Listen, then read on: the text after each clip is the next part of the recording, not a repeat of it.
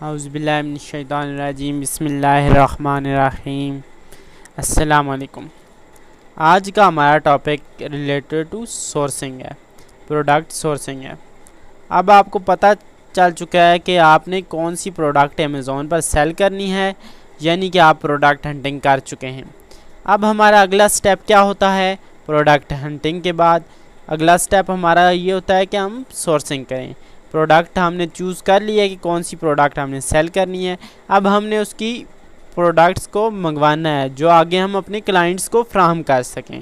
تو product sourcing کرنے سے پہلے آپ نے کچھ کام کرنے ہوتے ہیں جو میں آپ کو بتاؤں گا کہ پروڈکٹ سورسنگ کرنے سے پہلے آپ نے کیا کام کرنے ہوتے ہیں اور پروڈکٹ سورسنگ کس طرح کی جاتی ہے، کس طرح آپ آرڈر کریں گے، کس طرح اپنی چیزیں منگوائیں گے۔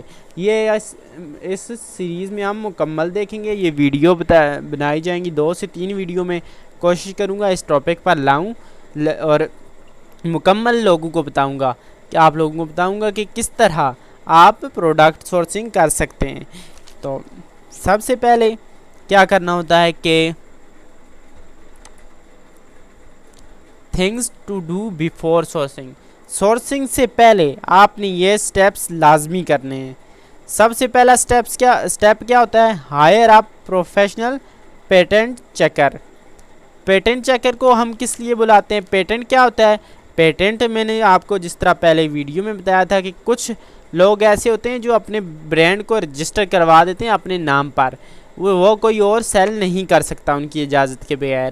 تو وہ چیز انہوں نے پیٹنٹ کروائی ہوتی ہے، انہوں نے اپنے نام کروائی ہوتی ہے کہ یہ برانڈ اب ہمارے نام ہے۔ یہ پہلا سٹیپ ہوتا ہے۔ سیکنڈ سٹیپ کیا ہوتا ہے؟ Order cheque your sample and main competitor product.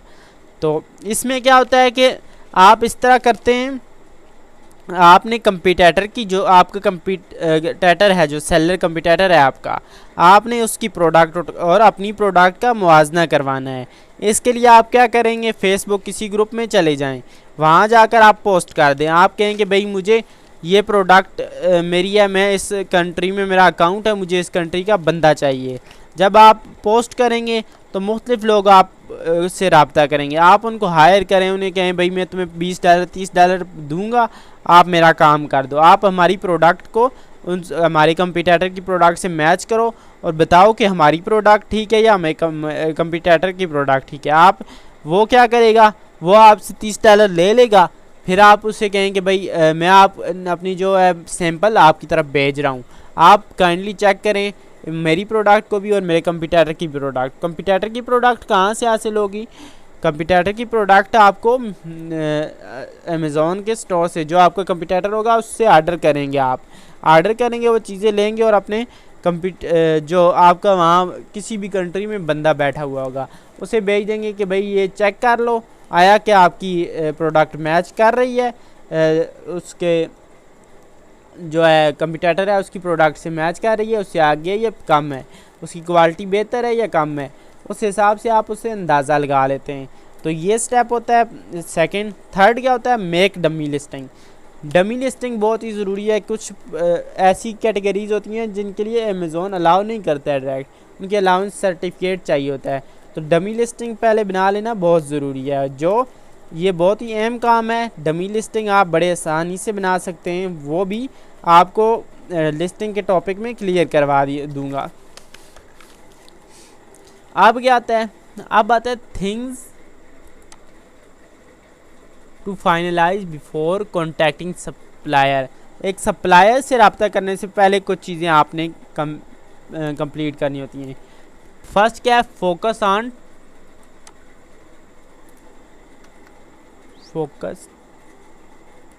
اس میں کیا ہے؟ اس میں ہے focus on top 5 only sponsored, know sponsored sellers.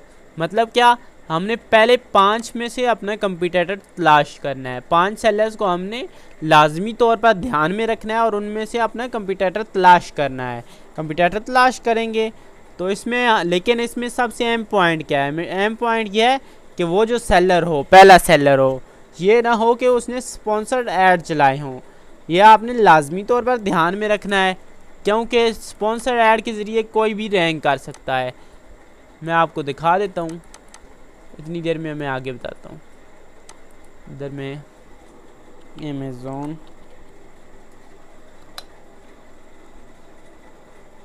تو اسپانسرڈ ایڈ سے کوئی بھی رینک کر کے سیل اپنی بڑھا سکتا ہے، ریویوز زیادہ لے سکتا ہے.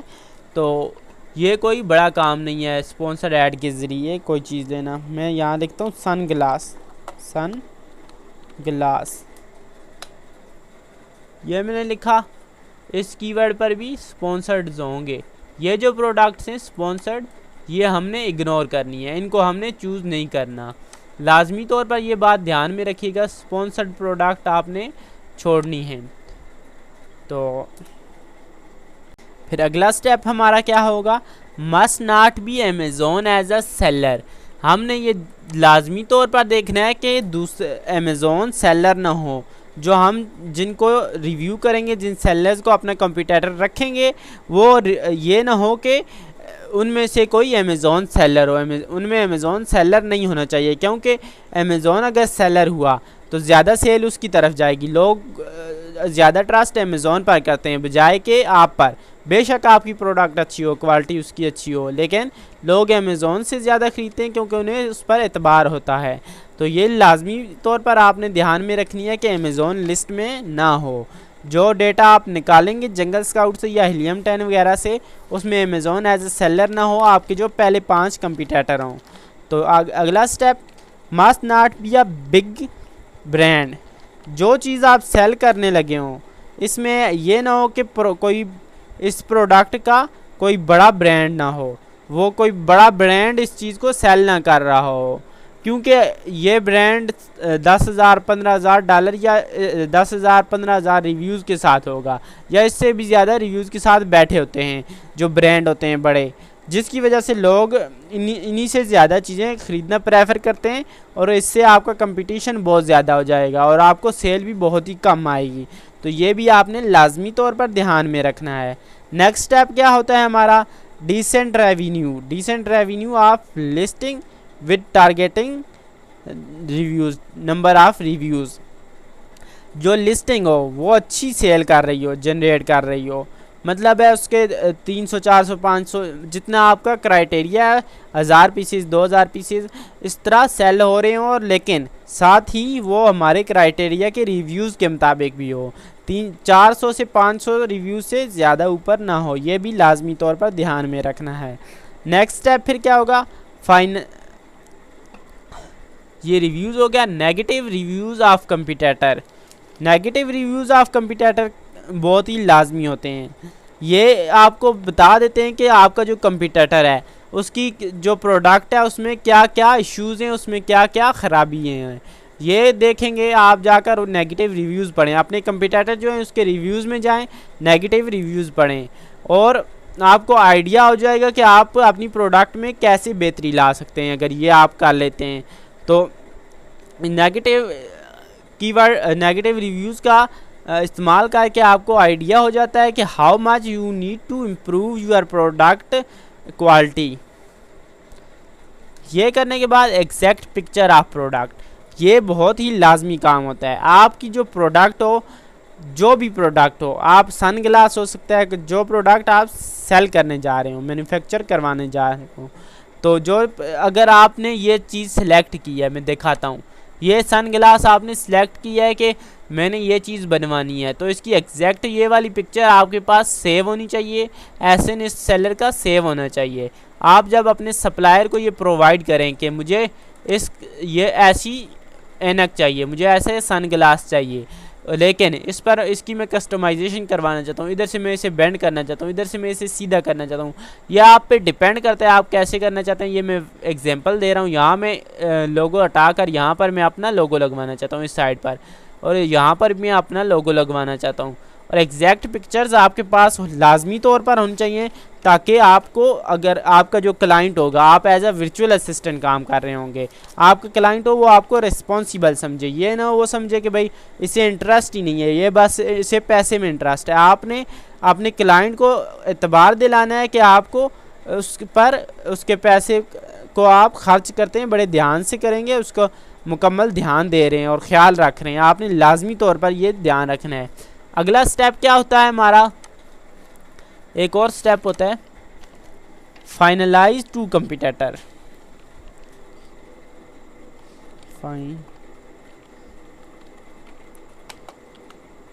2 اور 3 بھی کر سکتے ہیں آپ.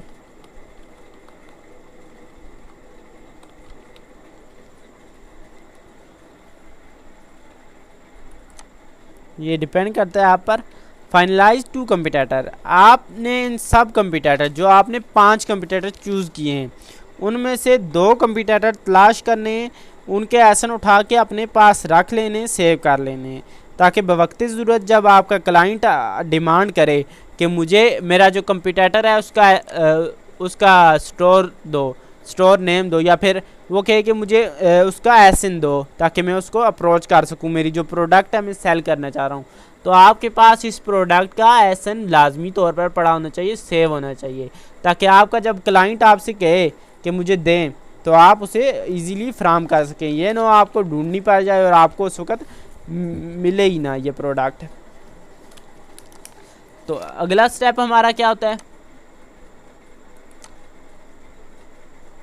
اگلا ہوتا ہے کنوے the improvement in your product to your manufacturer. یہ کیا ہوتا ہے، اس میں آپ نے اپنے مینوفیکچرر جو ہوتا ہے، آپ کا جو سپلائر ہوگا، جو پروڈکٹ آپ کو بنا کر دے گا، اس کو کنونس کرنا ہے کہ آپ نے اس کو بتانا ہے بار بار کہ آپ کو اپنی پروڈکٹ میں کیا کیا چینجز کروانی ہے. آپ نے سب کچھ ڈیٹیل میں بتانا ہے، ایک ایک چیز آپ نے ڈیٹیل میں بتانی ہے کہ میں نے اس پر یہ ڈیزائننگ کروانی ہے، اس کا یہ کلر رکھنا ہے، اس پر یہ لوگو ہونا چاہیے، ہمارا لوگو یہ ہے، ہماری ڈیزائننگ یہ ہے، ہم اس طرح کی چاہتے ہیں، اس خواہش ہے ہماری کہ ہم اس طرح کی پروڈکٹ ڈیزائن کریں.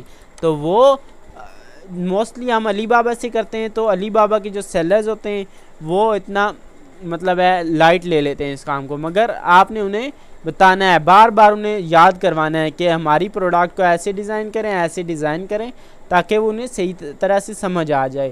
اور جب تک انہیں سمجھ نہیں آتی تب تک آپ انہیں بتائیں گے، بار بار بتائیں گے، تاکہ اگر کوئی بعد میں مسئلہ ہو جائے اور آپ کا کلائنٹ کے آپ سے کہے کہ بھائی اس پروڈکٹ میں تو یہ میری ریکوائرمنٹ کے مطابق نہیں بنی، تو آپ اسے دکھا سکیں کہ میں نے آپ کے جو مینوفیکچرر ہے اس سے رابطہ کیا تھا. اس کے بعد سیکنڈ سٹیپ، اگلا سٹیپ کیا ہوتا ہے، فائل ٹریڈ مارک اپلیکیشن. یہ بھی لازمی ہوتی ہے. آپ کی جو ٹریڈ مارک کی جو درخواست ہے وہ پہلے سے تیار ہونی چاہیے، اور اس پر آپ کا تقریباً $700 سے $800 زیادہ سے زیادہ لگ جاتا ہے، خرچہ آ جاتا ہے. ٹوٹل جو آپ کے یہ جو ہے آ جاتا ہے، یہ آپ کے کلائنٹ کو پے کرنا ہوگا، وہاں پر جہاں سے یہ ٹریڈ مارک وغیرہ بنوائے گا وہ آپ کا کلائنٹ بنوائے گا، لیکن آپ کی جو درخواست ہوگی وہ آپ نے تیار کرنا ہوگی. آگے فائنلائز برانڈ نیم، یہ بھی لازمی ہے. اس کلائنٹ سے کہیں کہ اپنے برانڈ کا نام فائنل کر کے بتائے، آپ کو بتائے کہ بھئی میرے برانڈ کا نام یہ ہے، ٹریڈ ایمپل ہے، یا پھر آپ کہہ سکتے ہیں یہ مختلف جو برانڈ ہے، ٹریڈ ایمپل ہو گیا، اس کے بعد زوگو ہوتا ہے، مختلف ہنڈریڈز آف تھاؤزنڈز آف نیم ہے. تو پروڈکٹس سٹورز کے نیم ہے. آپ نے اپنے کلائنٹ کو کہنا ہے کہ مجھے وہ کنفرم کر کے دیں، جو بھی آپ نے نیم رکھنا ہے وہ مجھے کائنڈلی بتا دیں تاکہ میں وہ نام رکھ سکوں اپنا جو آپ کا جو سٹور ہے اس پر. پھر اس کے بعد اپنی جو پروڈکٹس ہیں ان پر میں اپنے برانڈ کا نام، آپ کے برانڈ کا نام پیسٹ کروا سکوں، لگوا سکوں. تو یہ اگر وہ آپ سے بھی ہیلپ مانگ سکتا ہے، وہ کہہ سکتا ہے آپ اپنی مرضی سے رکھ لیں کوئی اچھا سا نیم، مجھے آپ سجیسٹ کریں، تو آپ نے اس میں بھی اس کی ہیلپ کرنی ہے. اس کے بعد ہے سینڈ کسٹمائز پیکیجنگ اینڈ لوگو. اس کے بعد اگر آپ اپنی جو پروڈکٹ ہے یا اپنے کسٹمائز لوگو اینڈ پیکیجنگ کا جو ڈیزائنز ہوں گے یہ اپنے سپلائر کو دینے ہوں گے، ٹو دی سپلائر. آپ نے اپنی پروڈکٹ کی جو برانڈنگ کر رہے ہوں گے، یعنی آپ کا کلائنٹ نے جو کروانی ہوگی اس میں جو کسٹمائزیشن کروانی ہوگی، لوگو کروانا ہوگا، کسٹمائز پیکیجنگ کروانی ہوگی اور ڈیزائنز وغیرہ، وہ اپنے مینوفیکچرر جو ہوں گے آپ کو ان کو ڈیلیور کرنی ہوگی. یہ آپ کے پاس لازمی طور پر ہونی چاہیے اور ہر وقت موجود ہونی چاہیے یہ فائل میں تیار ہو کر. یوز ٹو کلر لوگو، یہ سب سے لازمی بات اور دھیان میں رکھنی ہے کہ 2 رنگوں کا لوگو ہی آپ نے یوز کرنا ہے. یہ کیوں؟ کیونکہ جتنے کلر زیادہ ہوں گے اتنے ہی آپ کو اتنی پرائس بڑھے گی. تو یہ بات بھی آپ نے اپنے کلائنٹ کو بتا دینی ہے تاکہ وہ آپ اگر بعد میں وہ کہے کہ بھائی آپ نے مجھے اتنا بجٹ بتایا تھا, 30,000 بتایا تھا مجھے بجٹ, $30,000, تو لیکن یہ تو میرا زیادہ بڑھ رہا ہے, تو آپ اسے بتا سکیں کہ میں نے آپ کو بتایا تھا کہ آپ 2 کلر لوگو یوز کریں گے تو آپ کے کم خرچہ آئے گا, اگر آپ 3 کلر لوگو یوز کریں گے تو آپ کا زیادہ خرچہ آئے گا. تو اسی طرح آپ اپنے کلائنٹ کو مطمئن کریں بار بار. اگر آپ کی کال پر بات ہوتی ہے لیکن پھر بھی آپ ایسے کریں کہ آپ جائیں اس سے کہیں واپس ایک ڈیٹیل کے ساتھ نوٹ لکھ کر بھیج دیں کہ بھائی ہم نے اس وقت آج کی جو کال ہے اس میں یہ بات ڈسکس کی ہے اور یہ ہم کریں گے, تاکہ بعد میں کوئی ایشو آئے وہ آپ پر الزام نہ لگا سکے, آپ کے پاس ثبوت ہو کہ بھئی میں نے آپ کو بتایا تھا آپ نے کیا نہیں ہے. جی, علی بابا کی سپلائر سے ہم نے رابطہ کرنا ہے. علی بابا جو بھی مختلف ویب سائٹس ہیں, بٹ ہم نے علی بابا ہی چوز کرتے ہیں, علی بابا سے ہی رابطہ کرتے ہیں. علی بابا کس طرح رابطہ کرنا ہے آپ نے سب سے پہلے جانا ہے علی بابا کا اکاؤنٹ بنانا ہے.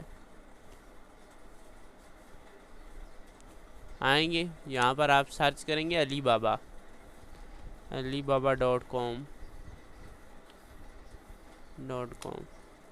اور سرچ کر دیں گے آپ.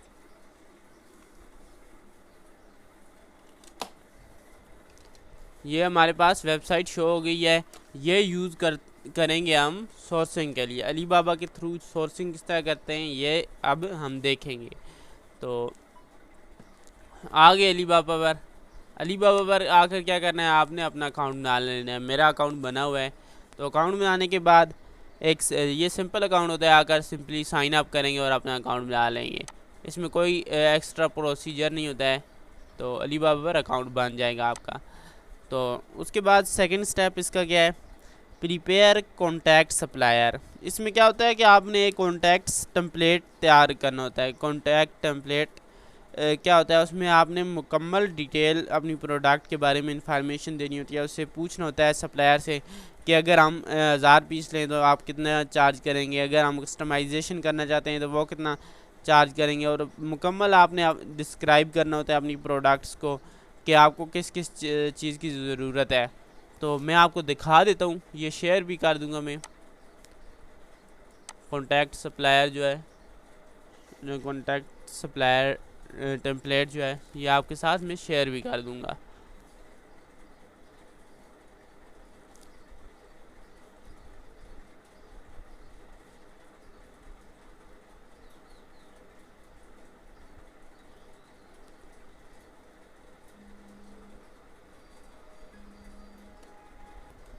یہاں پر آنا ہے آپ نے اور اس پر کلک کرنا ہے اکاؤنٹ پر. اکاؤنٹ آپ کا بن جائے گا. میں ابھی فی الحال لاگ ان نہیں کر رہا ہوں,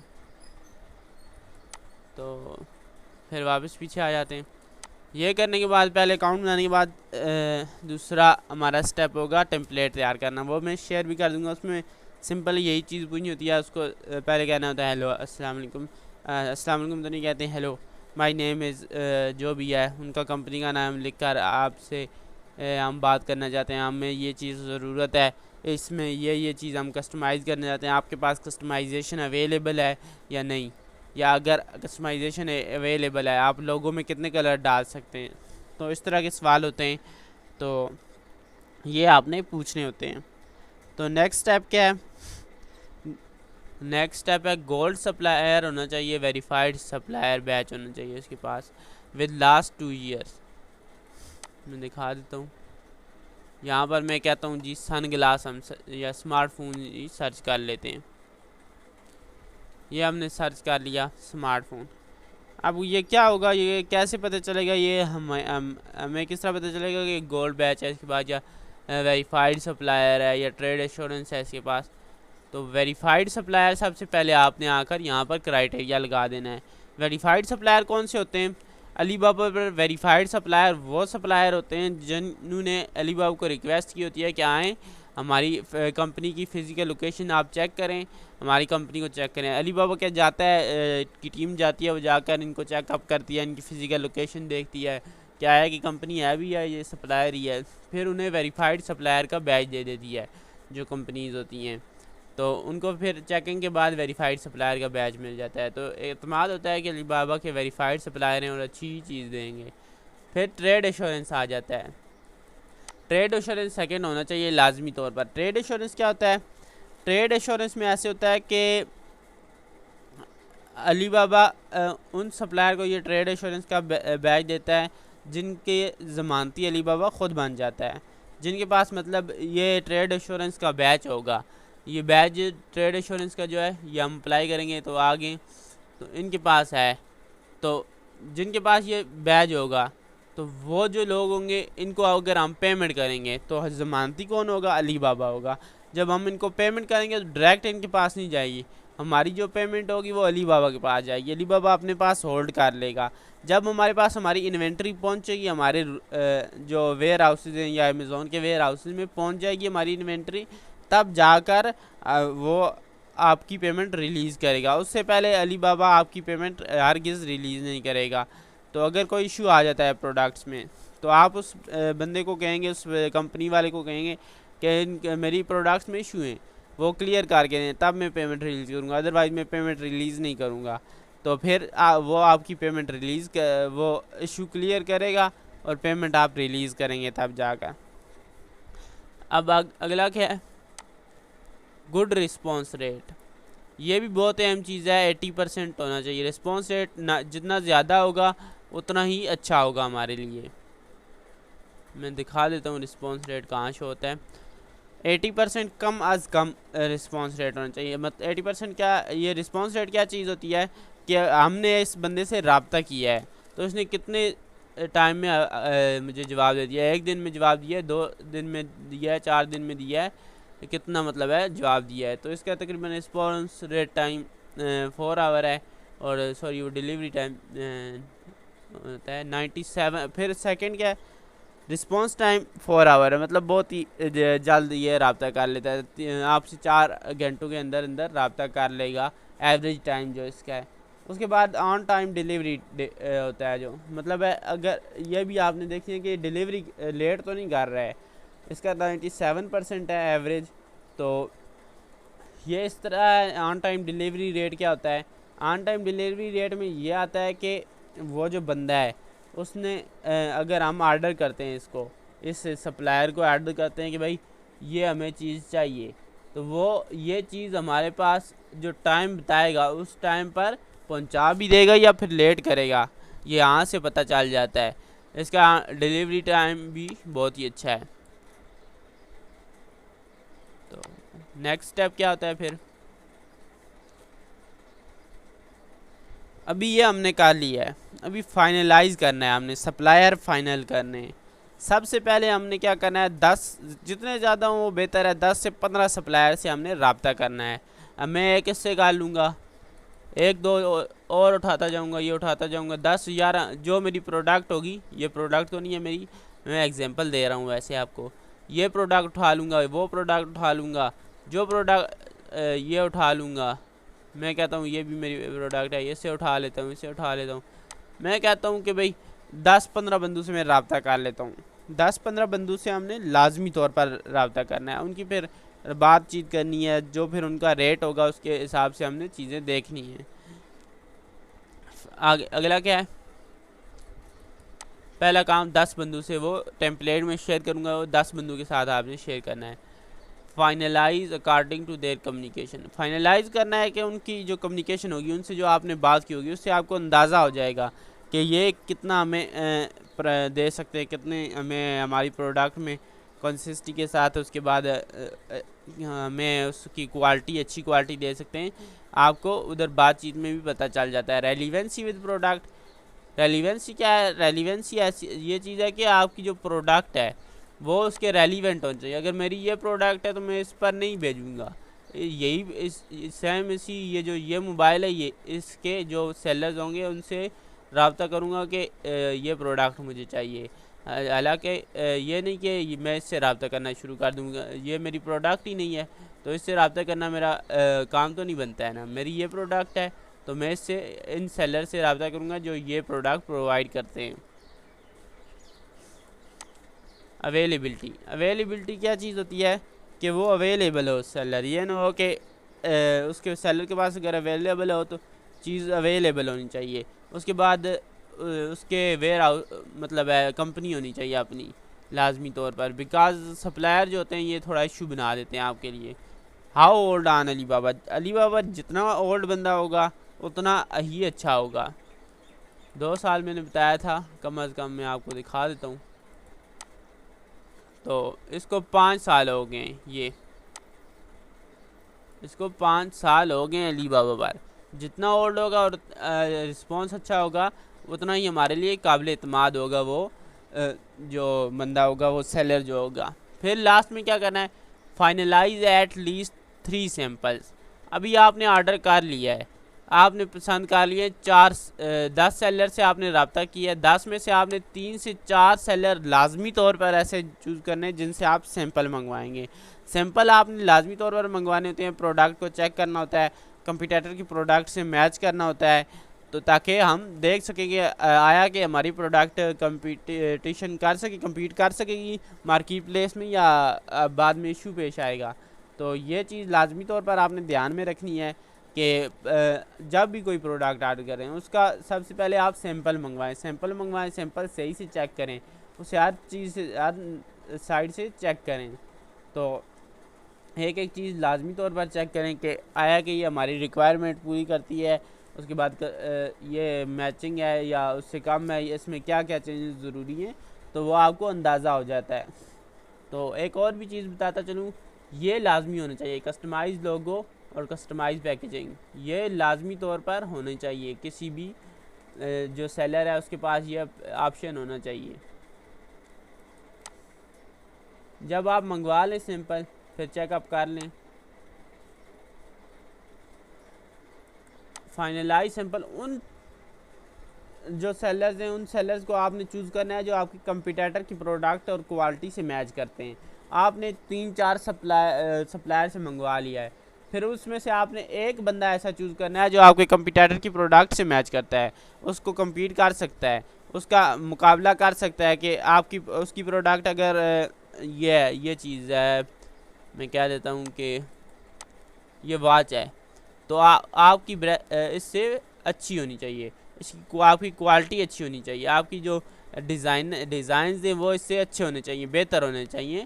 تو آپ اس قابل آپ کی پروڈکٹ ہو کہ اس سے اچھی لگے, اس سے بہتر ہو اور اس سے اچھی سیل جنریٹ کر سکے.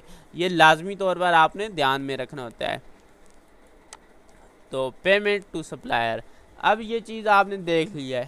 اب کیا کرنا ہے, سوری ایک پوائنٹ رہ گیا ہے.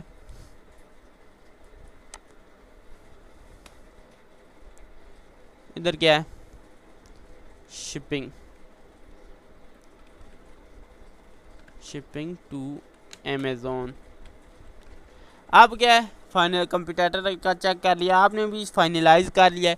اب شپنگ کرنی ہے. شپنگ کس طرح کرنی ہے, شپنگ فرائٹ فارورڈر کمپنیز ہوتی ہیں ادھر ہی علی بابا پر, یا آپ کو یہ بھی سروس دے دیتے ہیں. شپنگ کو آگے میں ڈسکس کروں گا, فی الحال تھوڑا سا بتا دیتا ہوں. فرائٹ فارورڈر کمپنیز ہوتی ہیں. China to U S A کی بات کر رہے ہیں, U S a market place ہم نے اپنی آئیڈیا رکھی ہوئی ہے فی الحال سامنے.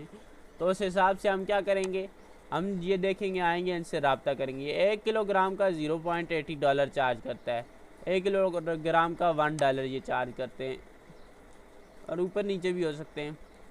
5 کلو گرام کا $250. آپ چیک کر سکتے ہیں کہ بھئی کون آپ کا جو سب سے کم لگتا ہے وہ چیک کریں, اس میں جائیں.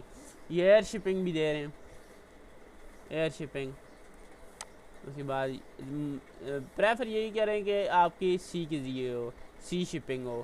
اگر آپ کہتے ہیں کہ جلدی پہنچانی ہو تو پھر ایئر شپنگ بھی آپ کر سکتے ہیں, لیکن وہ تھوڑا آپ کے لیے تھوڑا مہنگا ہو جائے گا.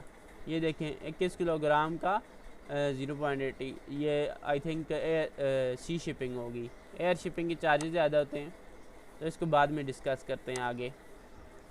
یہ شپنگ کرانے کے بعد پہنچ جائے آپ کے ویئر ہاؤسز میں, دین پیمنٹ ٹو سپلائر. آپ نے ابھی کیا کرنا ہے, پھر پیمنٹ کر دینی ہے سپلائر کو. اپنا جو آپ کا سپلائر ہے اسے کہنا ہے کہ بھائی یہ لو اپنی پیمنٹ, اور میری پروڈکٹ پہنچ گئی ہے, وہ ٹھیک ہے. تو ابھی میں چاہتا ہوں کہ انوینٹری پہ جانے سے پہلے بھی آپ نے ایک اور کام کرنا ہوتا ہے، انسپیکشن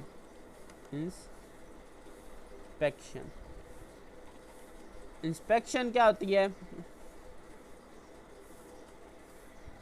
یہ ادھر رکھ لیتے ہیں پیچھے. انسپیکشن یہ ہوتی ہے آپ نے اپنی انوینٹری چیک کروانی ہوتی ہے. اس میں کیا ہوتا ہے کہ آپ نے اپنی انوینٹری چیک کروانی ہوتی ہے کہ آیا کہ میری انوینٹری میں جو پروڈکٹس ہیں وہ صحیح ہیں یا نہیں. تو اس کے لیے کیا طریقہ کار ہوتا ہے؟ اس کے لیے طریقہ کار ہوتا ہے کہ آپ جاتے ہیں، آپ ایک ویب سائٹ ہے Keema.com، یہ جو ہے ان سے رابطہ کرتے ہیں. آپ انہیں کہتے ہیں کہ بھائی میری جو پروڈکٹ ہے شنگھائی کے فلاں ویئر ہاؤسز میں پڑی ہوئی ہیں، آپ جا کر میری چیز چیک کر رہے ہیں.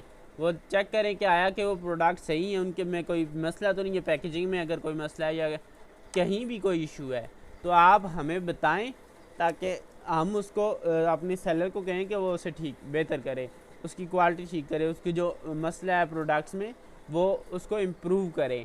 تو پھر آپ جب ان سے رابطہ کرتے ہیں یہ اپنے ٹیم بھیجتے ہیں، یہ آپ سے 200 300 اتنا ڈالر چارج کر لیتے ہیں، یا 400، زیادہ سے زیادہ $500 چارج کریں گے. لیکن اس کا فائدہ کیا ہوگا؟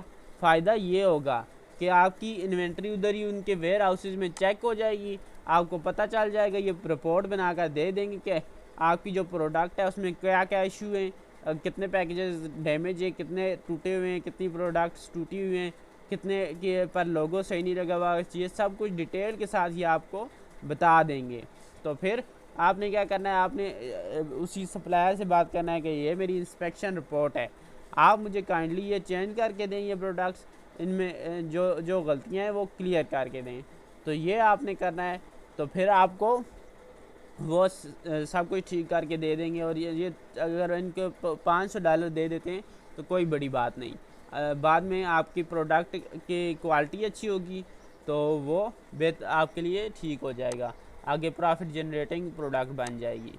تو پھر پیمنٹ ٹو سپلائر کر دینی ہے جب شپنگ ہو جائے گی، سب کچھ ٹھیک ہوگا تو آپ نے اپنی سپلائر کو پیمنٹ ریلیز کر دینی ہے. تو یہ تھا سورسنگ کی کلاس. سورسنگ کی اس کلاس میں یہ پارٹ 1 ہے. پارٹ 2 بھی میں لاؤں گا، اس میں آپ مزید ڈیٹیل کے ساتھ کوئی چیزیں جو رہتی ہیں وہ بھی بتاؤں گا آپ کو. یہ پارٹ 1 ہے، تو جلدی میں پارٹ 2 بھی اپلوڈ کر دوں گا اپنے یوٹیوب چینل ایکسپرٹ کامرس پر. اگر آپ کو ویڈیو اچھی لگی ہو تو لائک کیجئے، سبسکرائب کیجئے چینل کو، اس کے بعد ہمیں انسٹاگرام پر فالو کیجئے اور ہمارے فیس بک پیج بھی جوائن کر لیجئے تاکہ آپ کو اپڈیٹ ملتی رہیں. اللہ حافظ، ملتے ہیں اگلی ویڈیو میں.